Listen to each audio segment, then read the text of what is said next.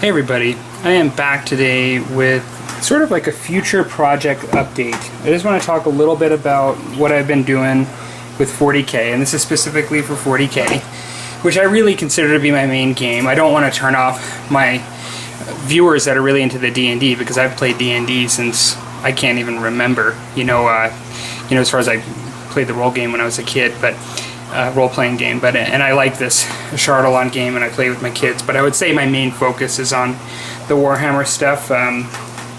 I'll be still painting both, because I like the variety, but back to the future project. I've thought about a future project primarily for next year, but to start dabbling this fall in. And I've hesitated to talk about it because I've really been framing it up in my mind, and maybe I'm making just a big deal out of it because I'm trying to be creative with it. I really didn't want to talk about it on my channel until I had it hashed out a bit more, incorporating things the way I want to. And it's about my next army for 40K. Now that's another reason why I've been hesitant, because I'm still kind of new to playing 40K, and I've been bitten by the bug. I've been familiar with the genre for many years, playing tabletop briefly when I was younger, like 18. I'm dating myself, but that was a long time ago. And I played the Dawn of War video games. Space Marine, the video game on PS3, is what actually got me back into tabletop and starting to paint and to do all this. Now this is kind of taken over. But I'm hesitant because I love playing Eldar. I have a lot to paint still in field and learn how to play with the Eldar, and I absolutely am loving it. It's my main army. It probably will be for quite a while, even after I start and throughout this project. And so, my Eldar fans, it's not because I'm disappointed with Eldar. As a matter of fact, I got things like Dark Reapers and Rangers and many things that I've never played before that I don't own that I need to paint. I've got to paint all the new Eldar stuff, and so that Eldar is going to be part of this channel for a very, very long time. But with having said that, I've just got some stuff here because I don't have a mini right away to show. But having said that, I bought these books before the summer. I wanted to start reading more about the fluff because like I said, I've been bitten by the bug. And in a matter of about a month and a half to 2 months, I've read Horus Rising, False Gods, Galaxy in Flames. I'm just about finished with Flight of the Einstein, and I'll be up to Fulgrim by early next week. I just got complete. I've been reading every day. Like I've been enjoying these books so much. Actually, I just love it. So I thought for a long time now I had an idea for a next project. Now reading these books almost made my next project because I really loved some of the chaos stuff in the books and just the way the chaos got unfolded within the story. And I just got this idea that I wanted to do a Nurgle based army, and I thought, from a modeling perspective it'll be awesome because I've not done anything decaying like that. It would just open up a whole new area for me to explore on the modeling side, which is a huge piece for me, the modeling and painting piece. The playing has really just become something recently that I've been able to do a lot more. I found a good group of guys that I like to play with at a shop. But prior to that, I was just only modeling and painting. And so I still like that idea, and I think I probably will do that someday, but I think it's pretty far out, because prior to that I wanted to do a loyalist Space Marine army. And so you're probably saying, Palmer, that's just the most normal thing for somebody to do going into 40K. What's so special about that? Just doing a loyalist Space Marine army. Well, for a long time, I don't know what got me onto it, but maybe it's because I like the color orange, but for a long time I thought, I'd really initially I'd like to do like an orange Space Marine army. And there isn't really one main chapter that's orange, which is kind of funny, because if you go through, you got the yellow, you got the red, you got the green, you've got purple, you've got, you got all your primary colors as far as I can tell. You even got your shades, your white and your black, but orange is one that none of the major armies went for. Nobody wanted to be sun-kissed, or whatever you want to call it. But in all honesty, I think orange should be a great color. And so you know, like, I don't know, last September I looked into this, October, when I was just sort of thinking about things, and I found the Knights of Griffin. They've been done before. You look them up on the computer, there are definitely folks that have painted them and done them. Not many, you know, like, it's far and few between, it seems, like, at least on the web. There's almost no lore associated with them. I've read quite a bit about what I can find, or I've searched quite a bit, I should say, and basically they're a spacefaring fleet. Their world, which is not determined, but it's within the Griffin sector, and probably not Griffin 4, because that is actually a Forge world, Griffin 4. But it's within the Griffin sector of planets, and their world, as Griffin 4, was destroyed by the Leviathan fleet of Tyranids. So all of a sudden this story started coming in my head. We've got this, like, spacefaring fleet that undergo this tragedy. And I'll throw up a picture real quick, for those of you that aren't aware what they look like. This is what they look like. And so they've experienced this tragedy, but now they're roaming the stars, you know, doing the will of the Emperor as a spacefaring fleet. So I have this in my mind, this grudge against Leviathan, or against the Tyranids, and I think all of a sudden I've got a little bit of a story, you know, shaping in my head, because I can see some great modeling opportunities with, you know, Tyranids on the base, like dead, and like just different things like that. And I'm just thinking about how I can paint them, you know, with this story. And so, you know, freeze there. That's kind of where I was last fall. I was thinking, this is really cool, I'd like to do this. And so, I was really psyched with my Eldar. I was extremely psyched with the Eldar release, and I still am. And so I hadn't really thought about it a lot. But then I started reading these books here, and I became just very, very enthralled with the genre even more, or it just really substantiated my feelings on it. Didn't really want me to do like a pre-heresy army per se, because this is like the heresy, and it didn't really want me to all of a sudden do a Luna Wolf army or something like that. I still wanted to do what I was doing before, but I did decide that, you know, the spacefaring fleet,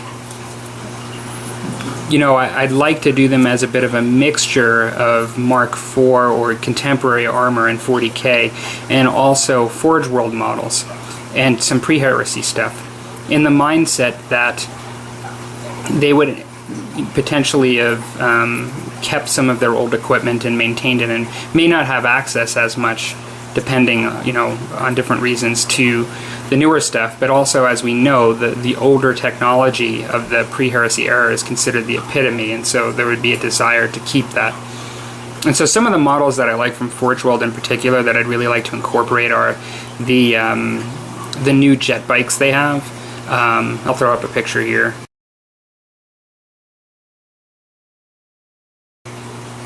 There's actually I don't have the name in front of me, but I can put it up on the screen. But it's sort of like, Forge World has rules for three of them at a time. I just think they're really cool, and I think it would. I just want to add variety, and I like the Forge World models too. You know, I like some of their single models for HQ and stuff like that. I'd like to work my way into that, and I like their Terminators. But I just I'd like to be able to, you know, start the army with some 40K stuff, and then maybe mix some Forge World stuff in. So another piece that got me thinking is how, you know, I was continuing on this train of thought, is what I could do to make this army really special to me and just kind of unique or special.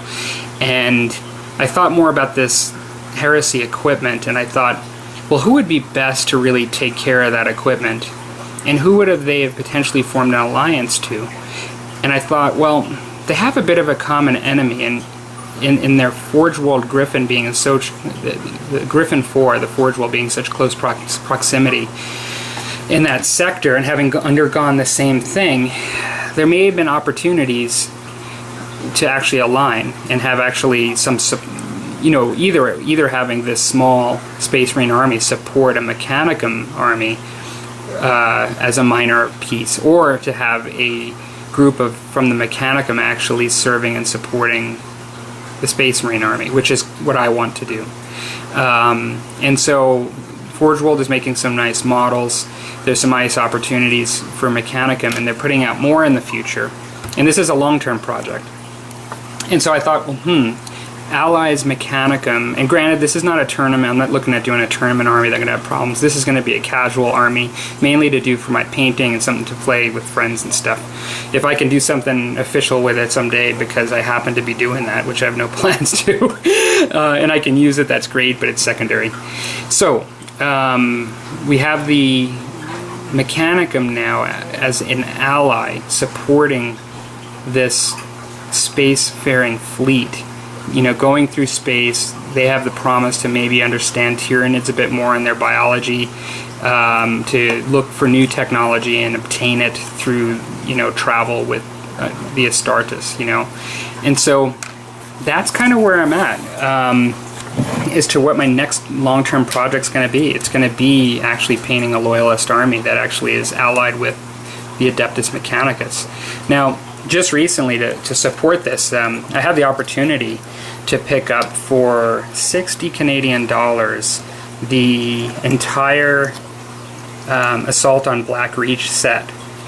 Now, some of them were in a little bad shape because it was actually a kid that owned them, and he didn't do any mold lines, and he looks like he just snapped off some of the models pretty poorly, so I'm going to have to do some filing and some green stuff in some places. And he did actually paint some of them very poorly, and you know, no big deal. I mean, I would have painted them at his age the same exact way, probably worse.